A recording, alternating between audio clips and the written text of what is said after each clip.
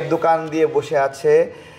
আপনার হলো ডিজিএফআই এর লোকেরা এগুলো জানে না, এনএসআই এর লোকেরা জানে না, এসবির লোকেরা জানে না, তারা কিচ্ছু জানে না, একবারে ভাজা মাছ উল্টিয়ে খেতে পারে না। এখানে প্রেস ক্লাবে বসে বসে চায়ের দোকান দিয়ে জায়গা দখল করে রাখছে। আমাদের জায়গাটা ওইটা ছিল না প্রতিবাদের জায়গা, আমাদের বিষয়টা ছিল আমরা প্রবাসী ভাইদের বিমান ভাড়া নিয়ে ওখানে প্রতিবাদ করছিলাম। সেই বিমান ভাড়া অতিরিক্ত বেড়ে গেছে, 60,000 টাকা বিমান ভাড়া 1,90,000 টাকা, 1,80,000 টাকা হয়ে গেছে।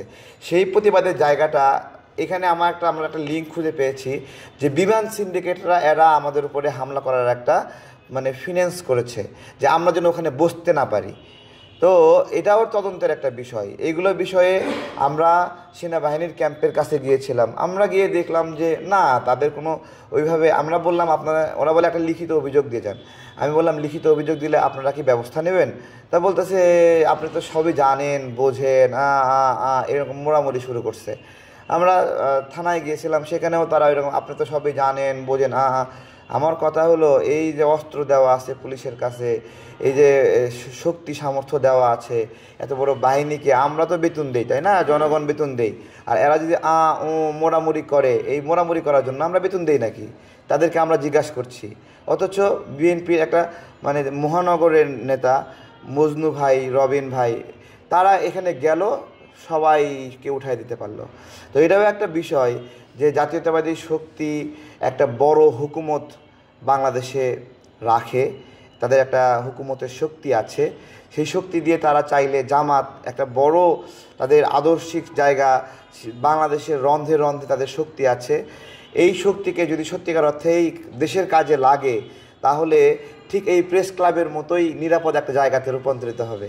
আমরা সবাই মিলে সেই সেই প্রত্যাশা রাখি যে আমরা সকল রাজনৈতিক দল মত মিলে এই যে টোকাই আওয়ামী লীগের দোসর যারা রাতারাতি হকার বনে গেছে, দখলদার বনে গেছে, এটা তো মানুষের জীবন অনিরাপদ। দেখেন, খুব অদ্ভুত বিষয়, রাস্তায় চলছেন, স্বর্ণের চেন টান দিয়ে খুলে নিয়ে যাচ্ছে, কেউ কিছু বলছে না, সবাই চুপ আছে। আমরা ভাবছি কেউ না কেউ আগে আসবে, কিন্তু কেউ আগে আসছে না। তার মানে কি, রাস্তার আশেপাশে যে লোকগুলোকে আমরা দেখছি তারা এদেরই সমর্থক হয়ে আছে, এবং এগুলো প্রতিরোধ করতে গেলে পাশ থেকে কেউ ব্লেড দিয়ে আঁচড় দিচ্ছে, কেউ আরও উল্টা আঘাত করতেছে। আমাদের পুরা ইকোসিস্টেমটা কতটা অনিরাপদ এবং ভয়ঙ্কর হয়ে আছে আমরা কিন্তু বুঝতে পারছি না। আসুন আমরা সবাই মিলে এই দজ্জাল, এই ফ্যাসিবাদের প্রেতাত্মা যারা এখানে রন্ধে রন্ধে ঢুকে আছে, এদেরকে আমরা রোধ করি, এদেরকে প্রতিরোধ করি। যদি প্রতিরোধ না করি তাহলে আমাদের দেশটা অনিরাপদ থাকবে।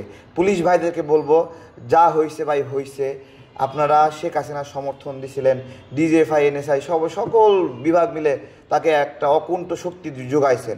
এখন আমরা একটা গণতান্ত্রিক ধারায় উঠতে যাচ্ছি।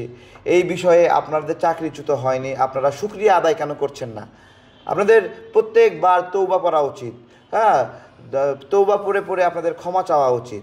আপনাদেরকে চাকরিচ্যুত করা হয়নি এখনও, আপনাদের অনেকের জেল হওয়ার কথা ছিল, সেই জেল হয়নি। আপনারা শুকরিয়া করে দেশের জন্য কাজ করা উচিত তৌবা করে, কিন্তু তা না, এদেরকে প্রশ্রয় দিচ্ছেন, আশ্রয় দিচ্ছেন। গাজীপুরে এখানে ছাত্রদের উপরে হামলা হলো, আপনারা নীরব ভূমিকা পালন করেছেন।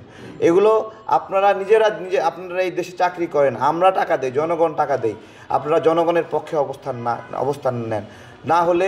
না হলে এর পরবর্তী যে আবার বিপ্লব পরবর্তীতে আবার যেই এক ধরনের উত্তেজনা তৈরি হচ্ছে, সেই উত্তেজনার ফলে আপনারাও কিন্তু অনিরাপদে পড়বেন, শুধু আমরা অনিরাপদ হব না।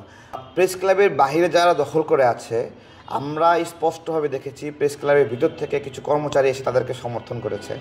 প্রেস ক্লাবের বাইরের দখলটাও তাদের সমর্থনে, এবং তারা আওয়ামী লীগের সময় থেকে দখল করে আছে।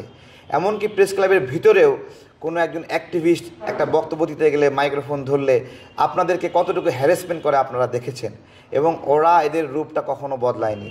প্রেস ক্লাবে উপর থেকে মাথা পর্যায়ে আওয়ামী লীগের কয়েকজন পালায়ে গেছে, কিন্তু লোয়ার লেভেলে আবার সেই ওই মাহমুদুর রহমান স্যার যখন আসতেছে, স্যার বলে চা গায়ে দিচ্ছে, কফি দিচ্ছে, কিন্তু এরা কিন্তু ভিতরে ভিতরে আওয়ামী লীগের দালাল। এটা কিন্তু খুবই গুরুত্বপূর্ণ একটা বিষয়, এগুলো নজর দেওয়া দরকার।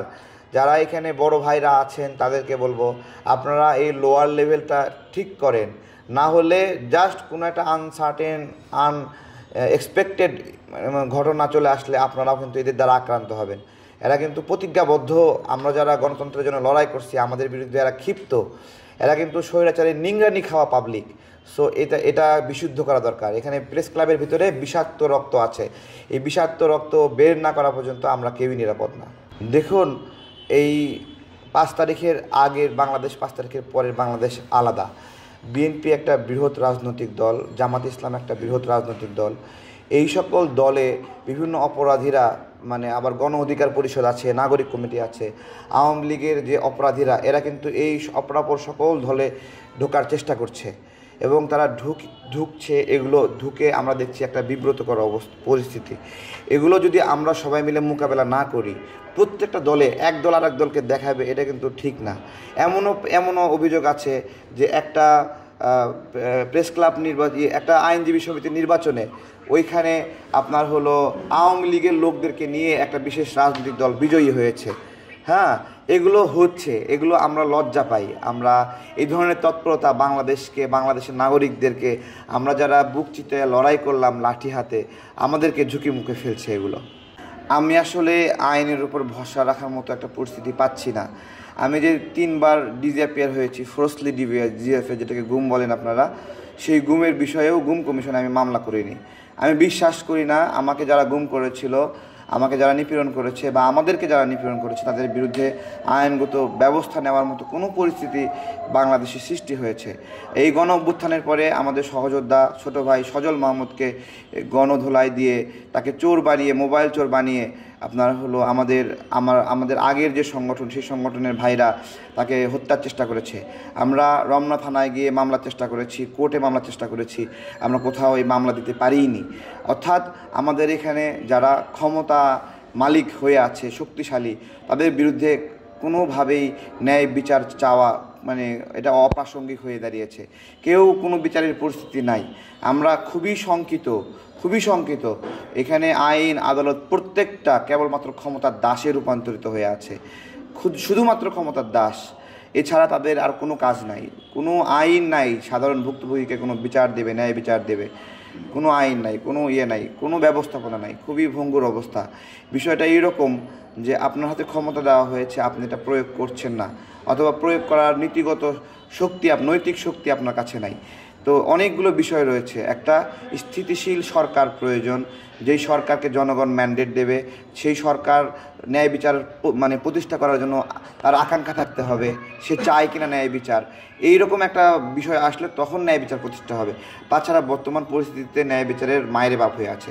জাস্ট এইভাবে বললাম। এটার সূত্রপাত হলো, আমরা যখন গিয়ে দেখি ওখানে পুরাটা জায়গা তারা দখল করে রাখছে, তখন আমরা তাদেরকে বলি যে গতকালকে আমরা আপনাদেরকে হেল্প করে এখান থেকে সরায় দিই, যে এই জায়গাটা ভুক্তভোগীরা এখানে এসে প্রতিবাদ করবে, আপনারা সেখানে সরে যান। কিন্তু আজকে আবার পুনরায় কেন এখানে আসছেন?